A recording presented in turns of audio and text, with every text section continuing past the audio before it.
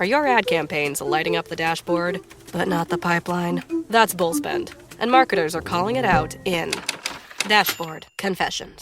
My boss asked for results, so I opened my dashboard for the only positive-sounding metric I had: impressions. Cut the bullspend. See revenue, not just reach. LinkedIn delivers the highest return on ad spend of major ad networks. Advertise on LinkedIn. Spend $250 on your first campaign and get a $250 credit. Go to linkedin.com/campaign. Terms and conditions apply.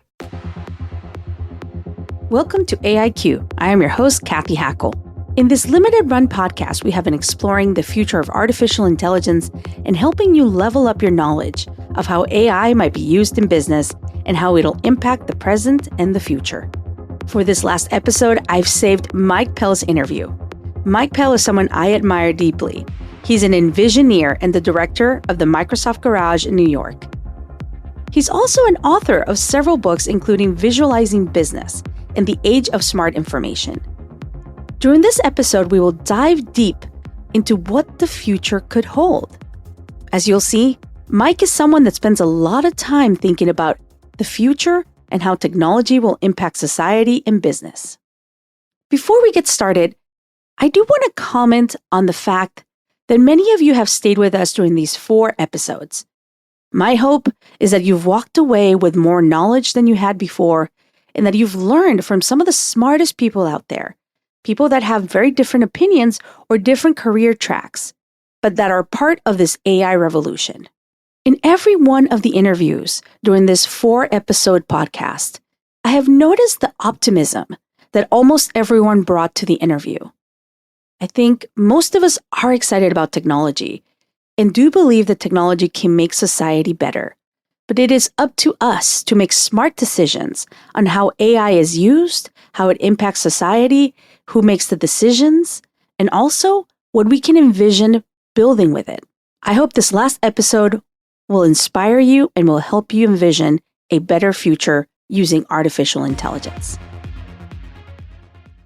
Blowing ad budget on metrics that look great till the CFO sees them, that's bullspend. And marketers are calling it out in Dashboard Confessions. I remember telling my boss, it'll be good for the brand, when leads were slow. Yeah, it wasn't. Cut the bullspend. LinkedIn lets you target by company, job title, and more. Advertise on LinkedIn. Spend $250 on your first campaign and get a $250 credit. Go to linkedin.com/campaign. Terms and conditions apply. This message is brought to you by Warner Brothers Discovery Advertising. And this is more than an ad.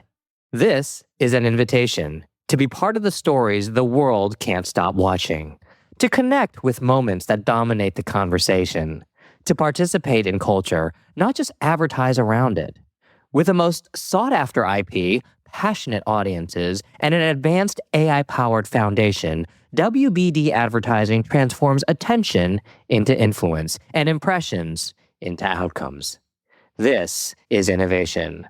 This is impact. This is opportunity. This is Warner Brothers Discovery Advertising. Visit advertising.wbd.com to learn more. Hello, everyone. I want to welcome someone that I really wanted to have on AIQ, someone that I really admire, that I've known for years from the industry, and I think is a true visionary when it comes to technology in general. So Mike Pell, welcome to AIQ. Hey, Cathy, thank you so much for having me on. This is going to be a lot of fun. Yeah, I know it will be. I'm very excited. So, Mike, for those people that are listening to AIQ and might not have come across your name, many have, but those that might not have, can you tell folks a little bit about who you are and what you do? Of course.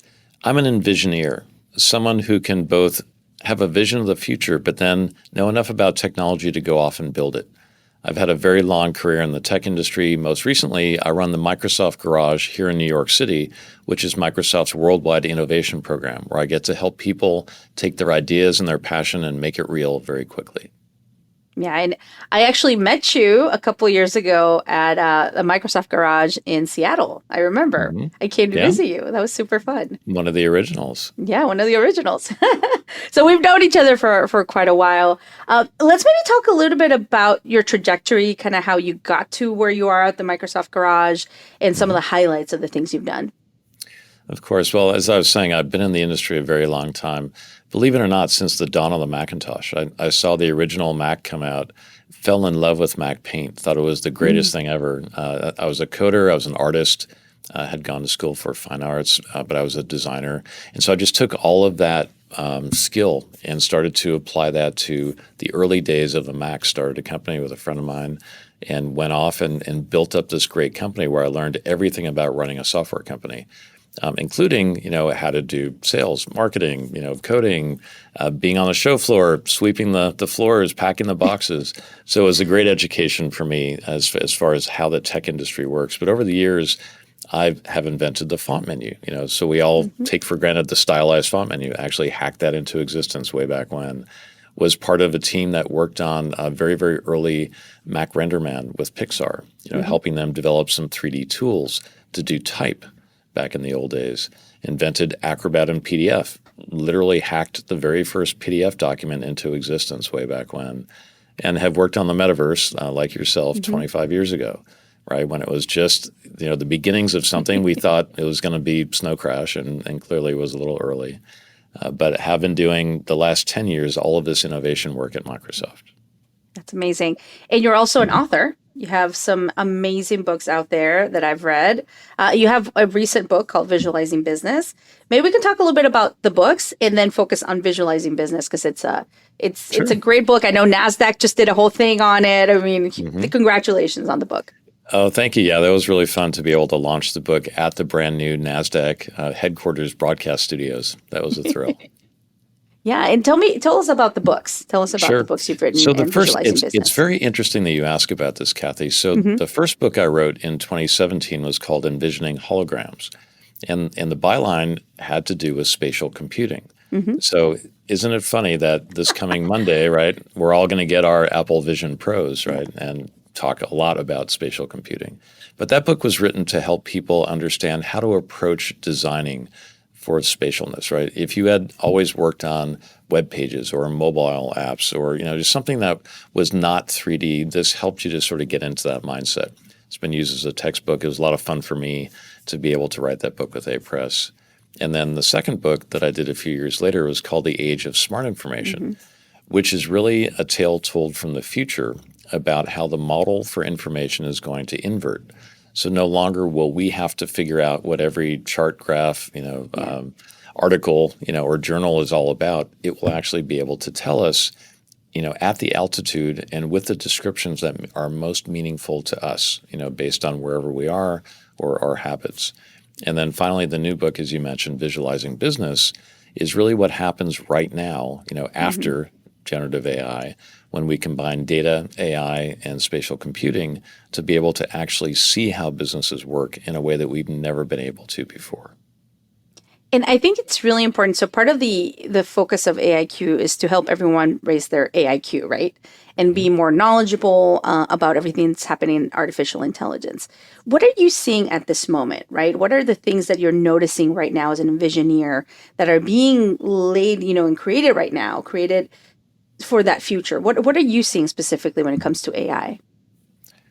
People are incredibly creative to begin with. I'm always shocked. I mean, first of all, when you look at what's happening with TikTok, just the amount of creativity on any given day that you encounter is astounding. People are doing that with AI right now. They're finding new ways to not only be efficient in their jobs, but to find revenue generating opportunities, to find new ways to sort of do things they were never going to be able to do. I always like to tell the story. I love concept cars, but I am never going to be good enough, as an artist to be able to do concept car sketches. I just don't have enough time to learn that craft. How many seconds would it take me to produce a beautiful concept car sketch using one of these generative AI image generators? No time at all. So that's really key. That's what I'm noticing the most is these AI tools that are coming into play are helping people to be able to do things they were probably not going to be able to do any other way, which is incredibly exciting. So yes, it can help you be more efficient, and yes, it can help you work in new ways, but it can also give you superpowers. All those things that we would aspire to do, but just probably weren't going to get there.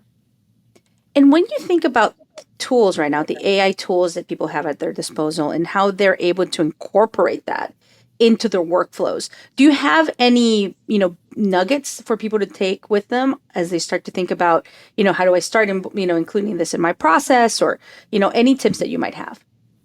Sure. Well, you know that I work for Microsoft. Yeah. So I'll just start by saying Microsoft Copilot is starting to roll out. It's free. If you go to bing.com, that is literally our best technology that we're putting out there for free to people to just use, whether it's, helping them summarize things or, get a head start on something or, generate images, a million things that it can do. But what I'm noticing is that because Copilot is integrated into all the things that you already do, people are starting to get the idea that this can be a trusted teammate. It can be an assistant to help them do things that either was very tedious, took a long time, or they just weren't very good at or just don't want to do, frankly, for whatever reason. And so that's why it's called Copilot, right? It's something that rides along with you to help you with the things that you're doing. And that's really the thing that I see people sort of taking to almost immediately. As soon as you realize there's something to help you not have to start from a blank piece of paper, to analyze what just happened in a meeting, to be able to go off and generate something that you can now, collaborate with on other things. It's amazing. People are really getting it. When it comes to brands and companies right out there starting to implement AI, what are some of the things that you're hearing from them? Because I know you work with a lot of companies and a lot of brands that go through the Microsoft Garage, and you're inspiring them and you're helping them. What are some of the things that you're seeing that they're getting excited about when it comes to AI? One of the things that we can do now that we've never been able to do this efficiently is go from idea to working prototype or idea to something to show. And so by using a lot of these brand new tools, you can skip a whole bunch of processes, and you know this very well, to go from an idea for a product or a service and be able to skip all of the 3D modeling and the programming and all the other things that would have to go into creating any kind of an MVP or any kind of a prototype to just show someone, now can be done in minutes. It's astounding how far we've come in the prototyping process because we can just skip over many of the early steps that were very costly and just took forever and get to that point where now we can try things out on our customers. And that's what the brands are seeing. We no longer have to sew everything by hand and wait for the prototype to be shipped back to us. We literally can create something that looks very convincing and get feedback immediately. And that's what the big change is that we no longer have to wait for all these manual processes to play out. And that's such a huge difference, right? It's cutting down on time, on expenses, on a lot of different things. So it's I think a big moment. Very sustainable right? too. Yeah. And, as especially in the fashion industry and luxury, they can really make incredible gains not only on their efficiency but on the sustainability side of the equation. And I want to talk a little bit also, since you're an Envisioneer, about what you see happening in the next couple of years, right? Because, like I said, I want people to raise their AIQ, and I want to raise their AIQ about the future, right? About the future of how this all mixes together and plays together that you've laid out so beautifully in a lot of your books. But when you look at the next 1 to 2 years, like the nearer future, let's say, what are some of the inflection points? What are some of the things that you're seeing that you're looking at as you kind of look at that future, this short-term future? Mm-hmm. What people are starting to discover is that they can use these AI tools to be an extra teammate or to be that teammate that they have not hired, whether it's to do market analysis, product market fit, to be able to do financial forecasting, to be able to look at what's happening competitively, to look at what's happening not only in the past, but to try to project forward. There is so much analysis that is built into these large language models as far as analysis capability that we haven't even tapped into yet. Yes, it can summarize, a chapter of a book or a document, but there's so much more to it to literally give you a very detailed breakdown and help you understand the rationale or how to re-explain something to someone in a more clear way. So that's one thing. The next thing that I talk about quite a bit in Visualizing Business in this new book is how we're going to get to simulation. You can simulate right now using these AI tools very, very easily. You can feed in a spreadsheet. You can say, well, what if I change these variables? What would happen? Can you please explain why that particular thing happened in the marketplace? But the point that we're getting to is simulation being a very common thing within business. This is not something that we've ever been able to do economically. Like, yes, there are masters of doing this, but they're paid a lot of money. The systems they use are incredibly expensive, and it takes a long time. It's not an instant, interactive, what-if scenario type of thing you can play out in a meeting. But that is what's coming within the next few years.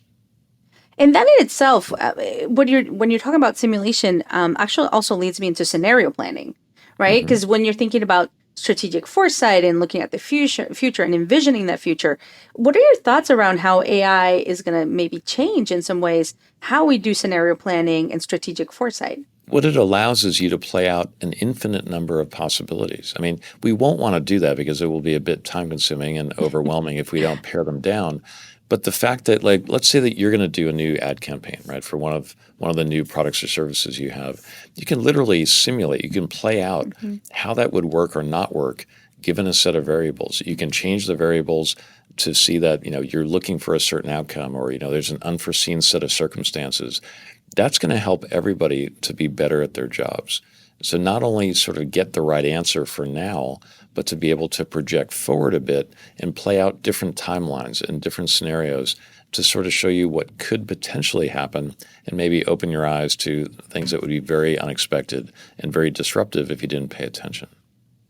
I want to talk a little bit about something that you and I are extremely passionate about, and really where we know each other, which is the XR industry, the extended reality industry.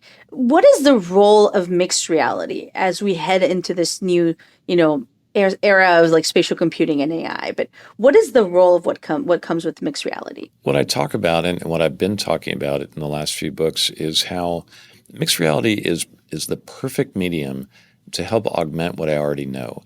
It helps me to see things that are invisible, right, that don't appear that way in the physical world.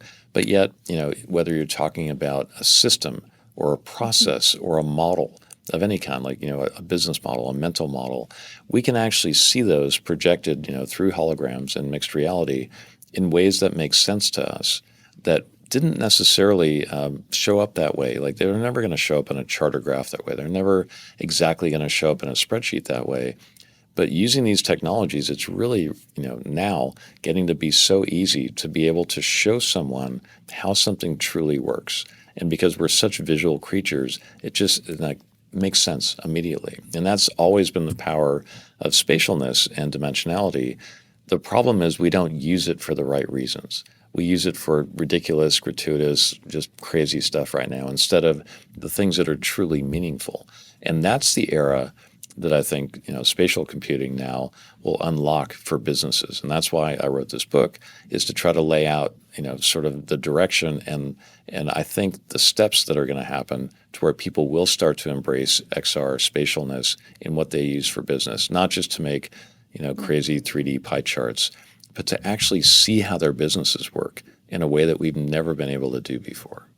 It kind of brings their business alive in a way they've never been able to engage with it, right, in new ways. One of the things, when we think about AI and how it's changing how we interact with technology, I'm also thinking in the longer term of like spatial computing, right, and how it's going to change human-to-human communication. And you write, in your book on holograms, there's a lot that's about to change in human-to-human communications and interaction. What are some of the things that you foresee changing? How is this spatialness that, we're spatial beings, right? And we're going to be able to engage with technology and with each other in more spatial ways. What are some of the things that are going to change in that human-to-human communications? Yeah, one of the most exciting, Cathy, is what I call the neuroverse. It's a term I've been using for a few years to sort of capture the idea that there are many sensors that we wear, whether it's our watches or rings or, just the rooms that we sit in, the microphones, and the cameras that are all around us. They're collecting all this information about us. And we're actually getting quite good at using that to determine emotion and feelings. And so the idea of the neuroverse is sort of a substrate that collects all this information and can be used to sort of pipe into other experiences. So as you and I are talking, even though I'm looking at you and I'm picking up on subtle facial cues and the way that you may answer a certain thing, and I hear something in your voice, the systems that we're building now that will include, mixed reality and AI and all these other things coming together will allow us in human-to-human communication to see an augmented view of emotion and feeling and sentiment and situation and presence. And so, it's just so, as a designer, it's very, very exciting for me to think about how we can start to integrate this into our normal everyday or business communication, just to get that completely different view that's either just below the surface, and invisible normally, or something we just weren't aware of. How many times have we been in a meeting and we didn't realize that somebody was really, not believing anything that was going on, and they were getting, very upset, or they just couldn't believe that this could ever happen. You might not know unless they said something, but what if it got easier for us to realize that maybe we should stop and ask their opinion? That's something else, a project I worked on a few years ago, a Steelcase. It was very fun to use the room as an active participant in our conversations. And so fueled by the neuroverse and some of these other things, AI certainly, and its ability to sort of be an active participant, we can really change human-to-human communication in a very profound way. And I love that you talk about the room being a participant, right? Because in my perspective, this convergence that we're living through with AI and everything that's happening in spatial computing, it extends everything. Everything computing gets expanded, right, to everything we can touch, see, and know. And everything becomes a spatial interface, right? Every surface around us becomes a spatial interface. So how do you see that also evolving? Well, we're getting to the age of ambient computing, right, where everything has been built into the surroundings, right? So we don't need to have a laptop or a watch or a phone. We will have the technology at our disposal. It'll be in every surface, every desk, every watch, every garment that we're wearing. And we're closing in on that very, very quickly. Things are being integrated, but it's not just sensors. It's the ability to interact with compute from anywhere. And it's so interesting now. We've spent so many decades perfecting how to put pixels on the screen and making them exactly perfect. Everything is now switched over to figuring out how to have a great conversation. How can I let you just talk and get whatever you want to get done? And that's a huge shift for experiential designers, for engineers, and for anybody who's trying to figure out how to do a great product or service right now, is that shift to not only the idea of ambient computing and things being around us, but it being voice-driven, right? For it being conversational. And we're starting to see a lot of AI in different wearables, right? And people are really excited about the new hardware. What are you excited about when we start to put AI into these devices and objects that we start to use every day? Like, we already have a lot of AI on our mobile phones, but what if there's a different version, a different wearable that we end up wearing? Well, certainly garments are going to be interesting. In general, accessories, garments. But I think the more interesting thing to pay attention to, certainly for your audience, is that any type of AI will be used as a multiplier or an amplifier of human capability, human curiosity, and just the way that we want to be able to exist and interact and learn. And so that will literally be built into everything that we interact with. It's not just a tool, right? Tools we've always thought of as very passive and things that we have to actually engage with the tool and make it do something. The AIs now are literally going to be looking for opportunities to not only be helpful, but to do things with us, maybe sometimes on our behalf, but most often, as that augmentation, right? As that co-pilot, as that partner in what we do. And that's going to be very exciting because, again, when's the last time that something knew exactly what you were trying to do and stepped in to help? Yeah, I love that because I feel like the shift that's upon us is technology understanding us and adapting to us, not so much us adapting to the device and right? As it's always been. Awesome. So we're getting towards the end of the interview, and I kind of want to ask you to maybe think about the longer term future, right? We talked about the near term, but as an envisioneer, what do you envision in the next 5 to 10 years? And I know that's hard, but like you're one of those people that I trust in kind of what you're starting to look at and see. So what do you think in the next 5 to 10 years? What could it look like? In general, there's going to be some very large things that will be addressed certainly the planetary restoration, right? We have to save the planet. AI, machine learning, and these large systems will be applied to those problems. That's great. We will also start to, I think, more and more have to think about how do we interact better with each other. So we're going to start to get into this age in the next 5 to 10 years because we'll have these tools to step back and almost think about some of the Star Trek themed, very, very large problems to take on. So what if we have a bunch of free time? What are we going to do with that? Let's dream about what humanity actually should be doing with our time rather than, doing things that are maybe meaningless in the grand scheme of things. We can actually start to do some incredibly big and very, very important things for the world. And I think, very well, Gen Z and younger are do-gooders, right? They care about saving the planet. They care about each other. And I think that generation being empowered with these AI systems from a very young age is going to allow them to start to dream super big, bigger than we've ever thought, and actually go back and save the planet.